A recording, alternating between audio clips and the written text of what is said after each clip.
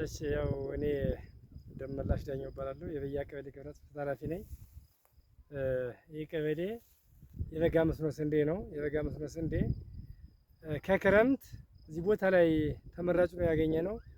ከአንድ አመት እስከ ከሁለት አመት እስከ 3 አመት በተደጋጋሚ ስለዘራ ነው ጥቅም ስላገኘንበት አርሶ አደሮች መቀየር የሚችለው ከክረምት ይበልጥ በበጋ ስላገኘንበት ለ37 እስከ 39 አካባቢ አርሶ አደሮችን በ14 ሄክታር ውስጥ እያሳተፍን ጥሩ የሆነ ምርት አግኝተንበታል እና በተደጋጋሚ ነገር ግን እዚህ አካባቢ ላይ አንዳንድ አስቸጋሪ ነገሮች ስላሉ የአስቸጋሪ ነገር ካልተቀረፈ ምርቱም አርሶ አደሩ ከጥቅም ሊገኝ ይችላል።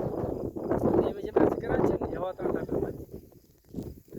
ሁለተኛ ደግሞ አርሶ አደሩ አንዳንድ ላይ እኩል የማይሆን አርሶ አደር አለና ይህ አካባቢ ግን በአንዴም በሁለቴም ተደጋጋሚ ምርት ስላገኘንበት ጥሩ የሆነ ልምድ ይዟል። የውሃ እጥረት ግን ያጋጥመዋል።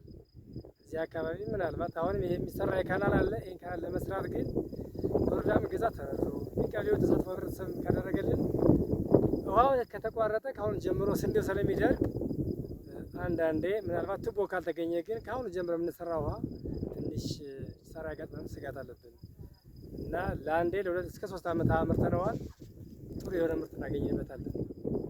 ጥረት እዛ አካባቢ ያሉትን ለማልማት አንደኛ ሁሉም 100% ካናሉ መሰራት አለበት።